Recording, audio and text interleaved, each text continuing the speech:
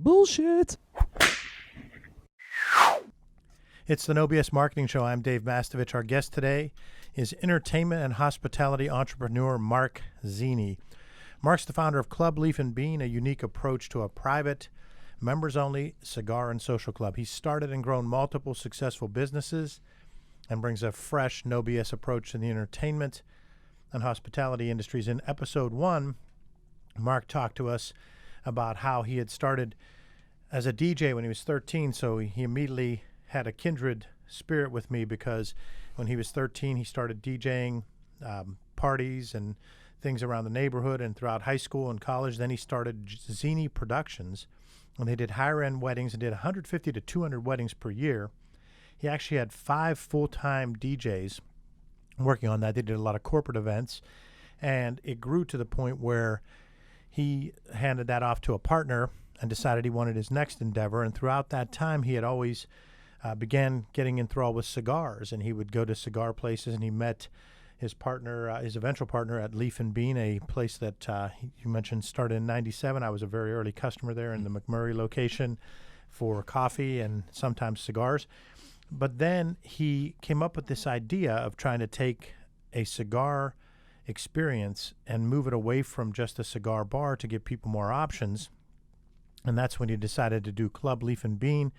He ended up moving into his first location in September of 2013, so he's going to be celebrating a 5th anniversary here.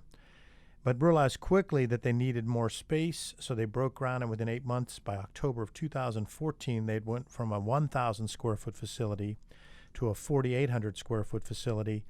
And in the first episode, I had told everybody how awesome the place is, and it's way beyond cigars. I go there for some writing time when I have to produce content or things for client work. I go there to meet with clients and use the boardroom. I go there to relax by myself. I've gone there to take friends and family. I've gone there to take clients to socialize. There's all kinds of ways to use it. It's a beautiful facility. So now as we dig into episode 2, for those that might be just catching episode 1, give the quick summary of what Club Leaf and Bean is and what it looks like, but then we're going to dig into how it is not an open enrollment and not anyone can just sign up, and how you go about growing this and how you manage it so that we as members all have the best experience. It's good to be back, Dave. Yeah, you were great on the first episode.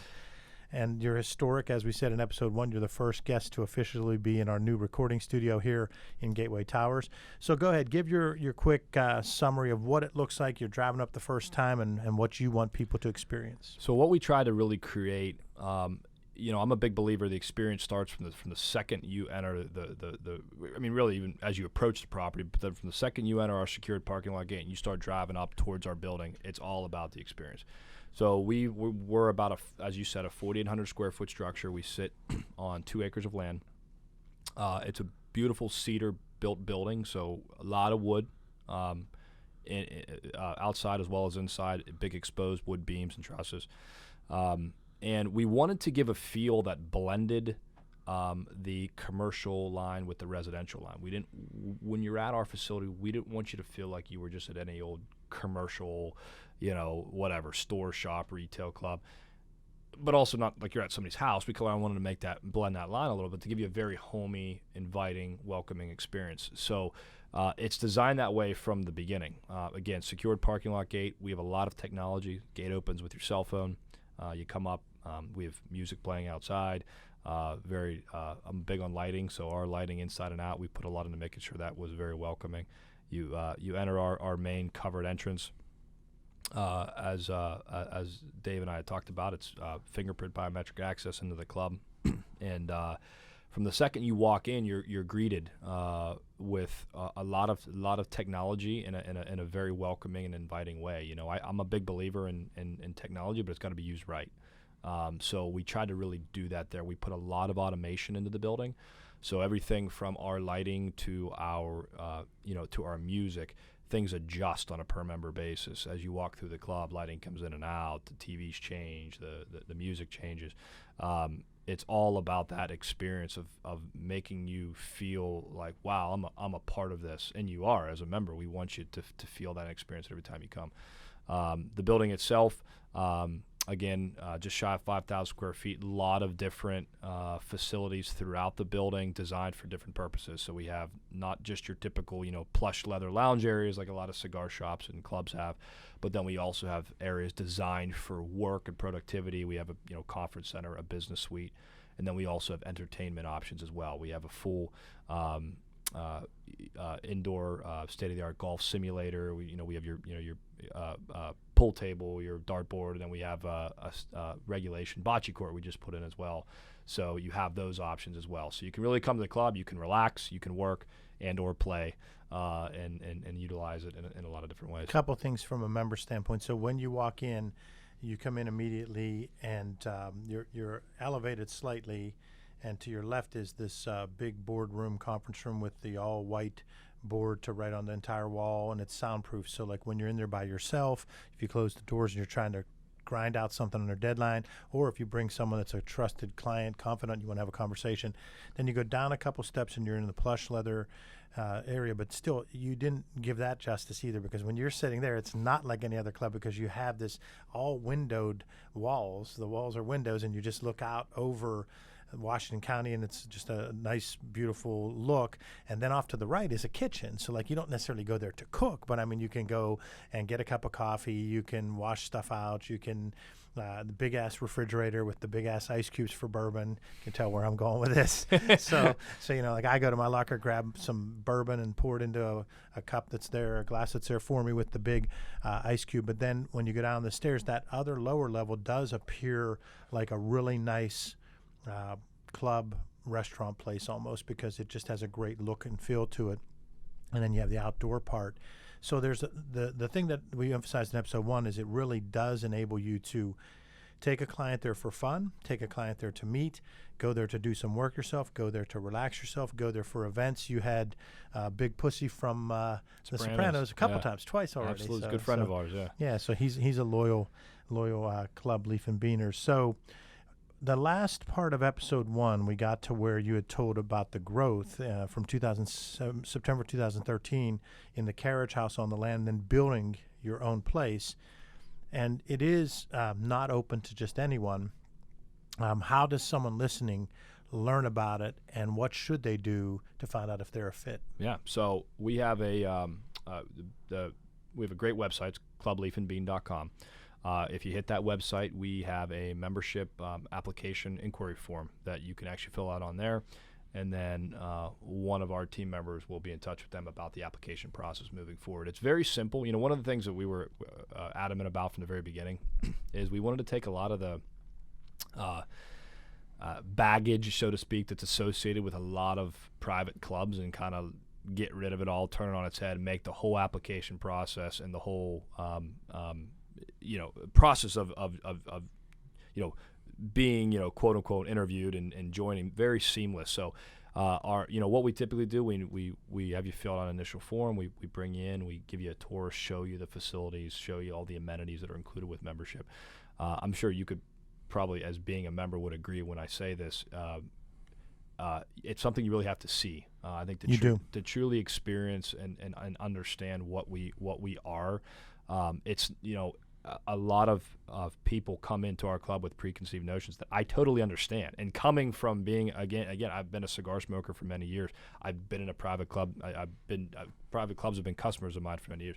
You come in with an idea of what this is, and in the 5 years we've been in business, almost every single person that comes to our door tells me, "Wow, this is not at all what I expected," in a good way, in a much better way. I agree with that, and I think they do have to get there to see it. And here's what will end up happening. Once you sign up and do the application, then Mark reaches out to you, or someone else at the club says, okay, come for your initial meeting.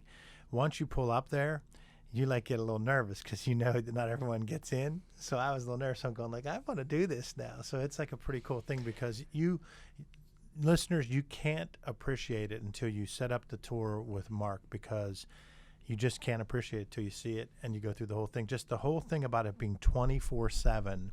So whatever time I want to go there, whether it's a holiday, whether it's a Sunday, whether it's a Friday night at midnight after whatever, you can go there and have a cigar. You can go there and just think. You can go there, have a drink. You can go there and relax. So and then you talked about the app. The app is strong. You have some partners that you work with where you get discounts. So there's other places I go, and when I pop into the restaurant, bourbon, bacon, and beer, I go in there and bam, that you get a free flight and some things like that.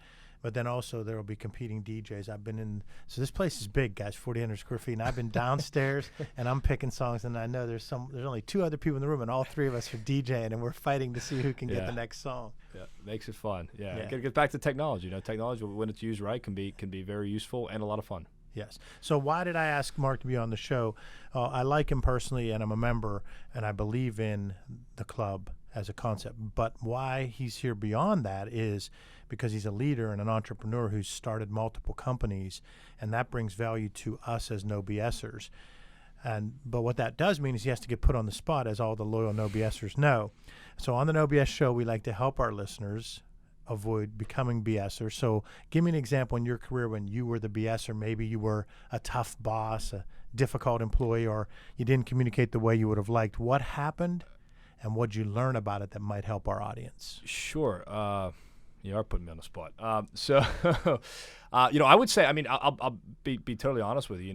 When I first getting into this business, the cigar scene, I was far from a cigar expert. Even to this day, I don't consider myself necessarily a cigar expert. I've learned a lot. I love cigars. I know a lot about them, but I don't claim to be a total expert aficionado. Getting into the business, 5 years ago, I had to play that up a lot more. And the kind of clientele we were bringing in, the types of events we were doing, we were bringing in some pretty well-known industry, names, so to speak. And I was kind of thrown into a situation where I had to really kind of think on my feet and roll with it.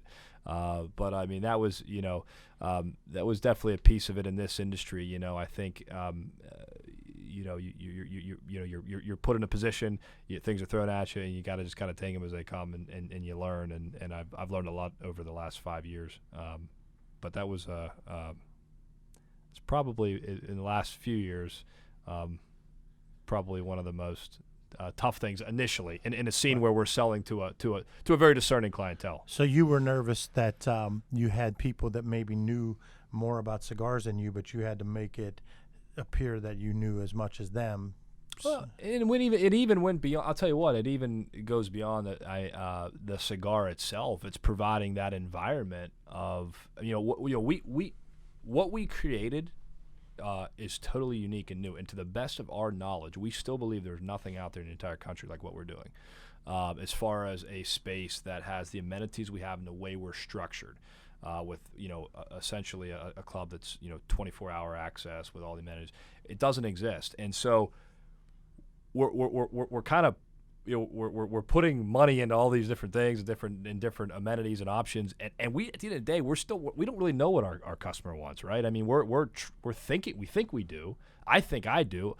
As I mentioned to you in the first segment, I tried to really create a space that I wanted, for lack of finding a place that I wanted over the years, and so, and I did that with.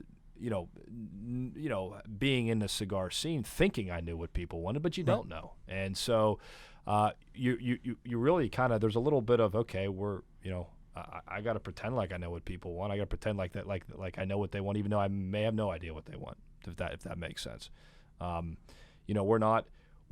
in a different space. We're in a new category. We're not a $20 a year VFW, but we're not a $3,000 a month private golf club. We've created a new private club space. It's a little bit of a unique position to be in, and it was scary at first.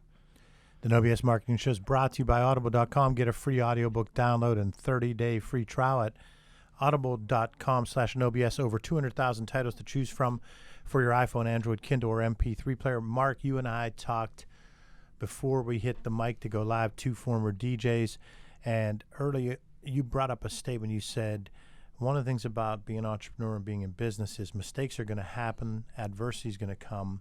It's how you respond to it. And I love that quote.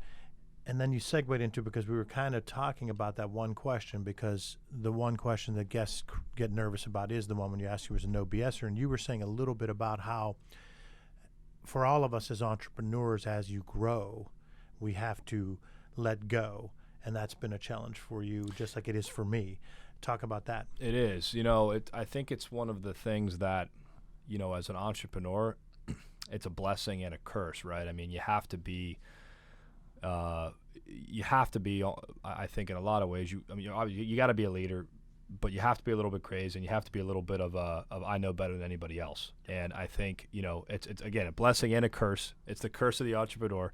I wouldn't trade it for the world, but it's one of those things that as we've grown, I've really had to it's been an area that I've learned a lot, and I've had to start letting go in certain things as we grow, as we went from a one-man small little club in a leased space to what we are now, where we're actually getting ready to break ground in the next couple weeks on location number 2. Congratulations! The text came in while we were recording. Yeah, thank you. Yeah. It's an exciting day. It's an exciting day. We got final approvals, and I'm the first person to be interviewed here in the new no BS layer. So it's a really exciting day. It's a historic day. But so talk about that. What's your ideas for growth? Yeah, so the ideas for growth here, we believe that over the last 5 years we've learned a lot, and so we're kind of at the point now where we're ready to say, okay, we're identifying key markets where we could potentially grow this and expand. I didn't want to rush this, and again, this comes back to to the question that you just asked about, letting go. When we first started this 5 years ago, and then it started growing so quickly, within 1 year, I went from a little lease space to owning a 5,000 square foot building with growing members. I mean, it's a pretty crazy position to be in. And at the time, a lot of me was like, okay, let's go. I want to open. Let's go location number 2. Let's go location number 3, 4. There was a piece of me that was like all on the gas pedal. And then that's where I had to take a step back, thanks to the great people that I'm in business with, and my team, and and say, okay, I need to let go a little bit. We need to learn. I need to learn from my customers. I need to learn from my employees, my partner, all of us involved in the organization, and say, okay, we need to make sure that we really are creating something, and that in creating the experience that we want to provide to our customers, that our customers are more than happy. I'm a big believer in under promise, over deliver. I do that in everything. I try that's the way we try to run our organization, and so it was in saying, okay, maybe I come in with ideas sometimes that I think are right, or that this is what I think people want, and this is the way our members are going to respond. And I have to take a step back, be like, okay, maybe I'm wrong. And it's been a humbling thing. I've learned that. I've learned that in things that we've done, and it's made our organization better. It's made, I think, the product that we offer to our members better. It's made me a better entrepreneur, a better person. But it's a tough thing to do, especially when it's your baby. This was my baby. I mean, I'm married. I have 2 beautiful little girls. Aside from that, this is my 3rd child. That's the way I look at it. This was an idea that came from me just being a crazy entrepreneur with a cigar in my mouth, to this. And so it's a tough thing to let go and give up responsibility to others, but you have to do it. And I've learned that a lot in this business. That's great, because that does answer the question about when you felt you were not where you needed to be, and how you've grown from it by getting better at delegating. The show's about leadership and communication, so you address leadership. How do you communicate with your team? What's your communication style? That's a good question. You've got some good questions here in the lair. You know what? I mean, we really try. So, I mean, I would say, I'm a very personable person. I like to be very direct. I've always been, with not just my team but my customers.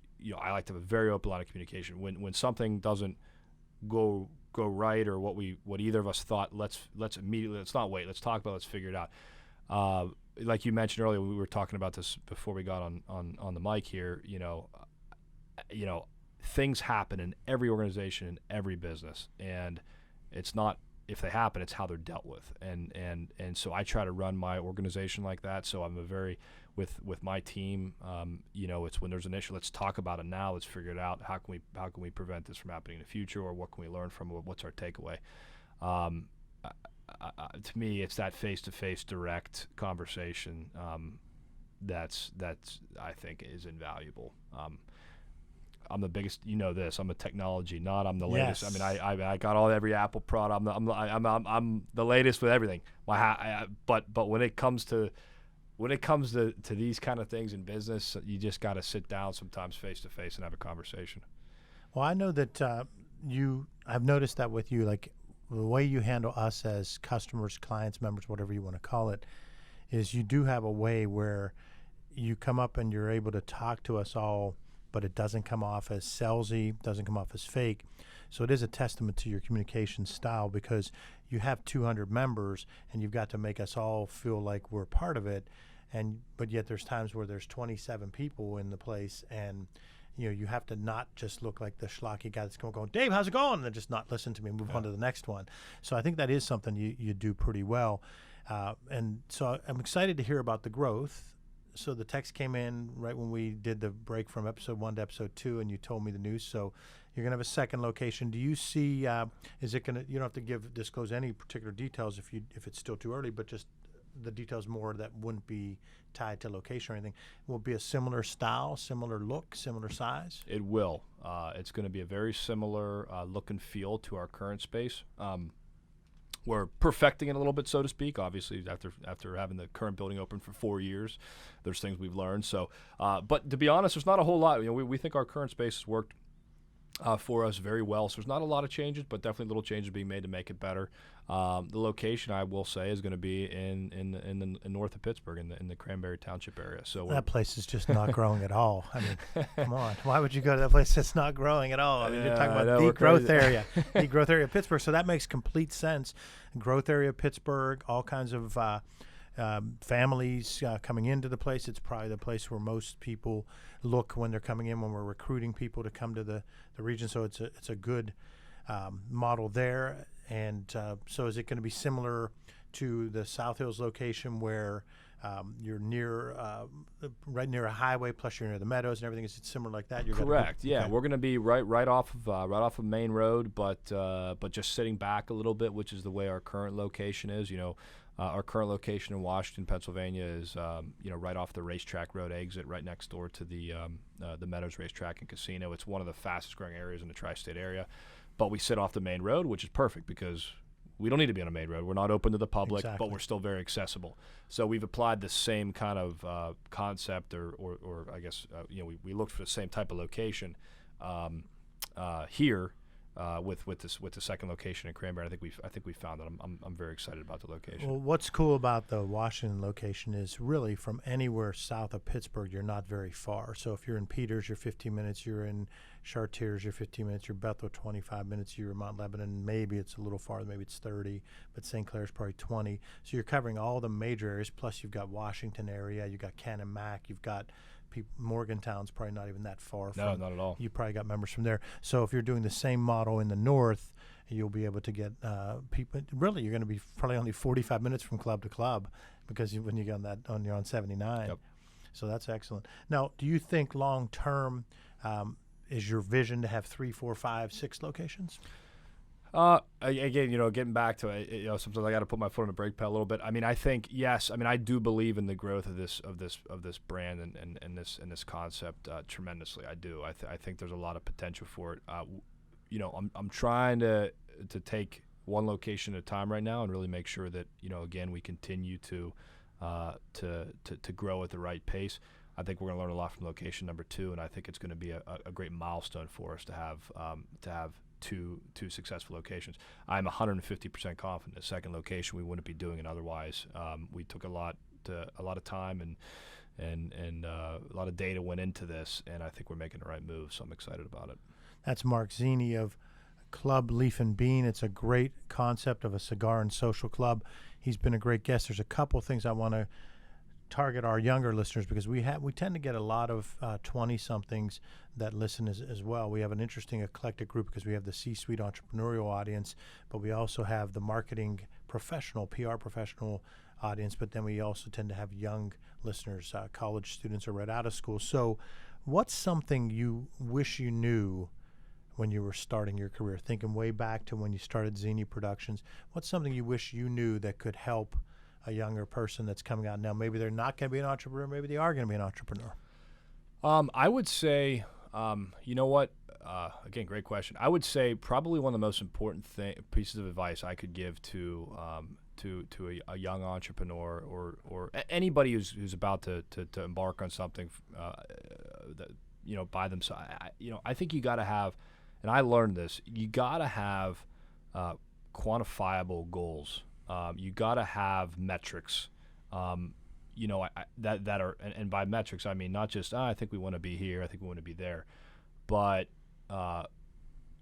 written down, numbers that you can hold yourself accountable to. And I think the great thing about that is even when you don't meet them, and you're not going to meet them a lot of the times as an entrepreneur, I think that's one of the, again, come back to one of the curses, you shoot high, and I think that's great, but then you learn, okay, maybe we hit these three, but we didn't hit these two. Why didn't we hit these two? It forces you to sit down and identify, I think, your processes, your objectives, your operations, why didn't we get this? And I think the only way you do that is by really having those metrics. That's something I think I know when I was younger I didn't do, and it's something that I've tried to do more so in the last few years, and I think it's helped me personally tremendously by doing that. So don't be afraid to write those numbers down. Don't even though I think sometimes it's hard to. It's like throwing crap at a wall, and what's going to stay. You don't know, right? I mean, I remember that being a young entrepreneur, people would tell me, make sure you have goals. I'm like, all right, what do goals mean? I know where I want to be. I got ideas, this or that. But sit down and think about it, and put pen to paper. Whatever it is, sit down, put numbers, try to think it through, think it out, and then when you don't, if you hit them, great. Maybe you need to, you need to rethink. You maybe need to set your goals higher. When you don't hit them, great. Now you figure out why you didn't hit them. I just think that's something that I can't undervalue that. I mean, it's overvalue. I mean, I undervalued it in the past. Now it's like I try to do it all the time. That's excellent advice. I actually hope that my son, who's very entrepreneurial, my oldest son, listens to this episode, because I think hearing that from a younger person like you, because he sees me as the old guy, could help him.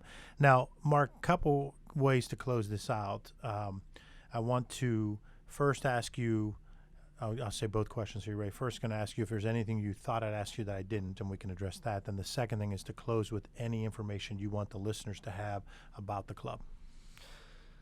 Yeah, I mean, I think we had a great discussion. I mean, I love talking to you, Dave, because marketing, I think with my business is such a unique. I think we have a challenge because being private, not being open to the public, and then reaching the types of clientele that we have. We have a very discerning clientele. We have a clientele that a lot of businesses are trying to attract and get their attention. So I love talking to you, Dave, because I think you bring something that I clearly I think we don't have, and you bring a great view on a lot of things. So I love to continue to talk to you about that piece of it. Sure.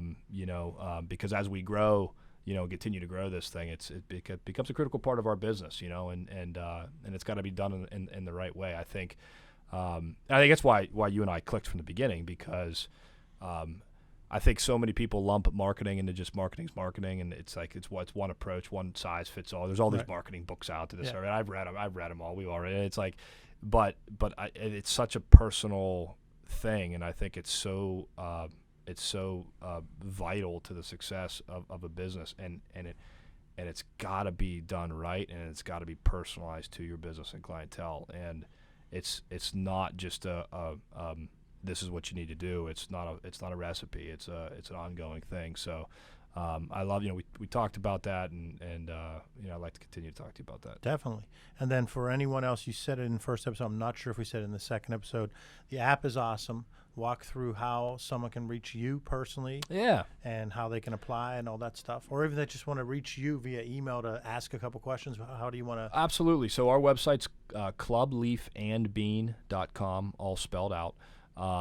You feel free to, if you want to shoot me an email, I'm glad to give that. It's just a simple Mark, M-A-R-K, at clubleafandbean.com. But check out our website. Hit me up on LinkedIn. We have all the active social media feeds as well, so you can see kind of pictures and videos and some of the media of the stuff that we have going on. If you're interested in checking out the facility, we'd love to show it to you. Just go ahead, hit our website, hit that inquiry form, or even shoot me a personal email directly, and I'll make sure we bump you to the top of the list. We'll get you in, get you scheduled up for a tour, and I'd love to sit down and show you what we got to offer and meet you face to face. Mark, thanks for being on the No BS Marketing Show and the first guest in the Lair studio. Hey, Dave. Pleasure's all mine. Thanks a lot. Thanks for having me. To our listeners, thanks for joining us for the No BS Marketing Show, brought to you by Audible.com. Go to audible.com/NoBS to get a free download and 30-day trial with access to over 200,000 titles. Visit massolutions.biz, B-I-Z, for show notes plus additional marketing and messaging resources. Sign up for the No BS Marketing Weekly Update to receive timely, valuable ideas to improve your marketing and transform your message. It's light, intended to be read in 2 minutes or less, and it just might trigger bright ideas for you. Again, that's massolutions.biz to sign up. Remember, ask yourself, what's the big idea? And build your story around the answer. It's all about bold solutions, no BS.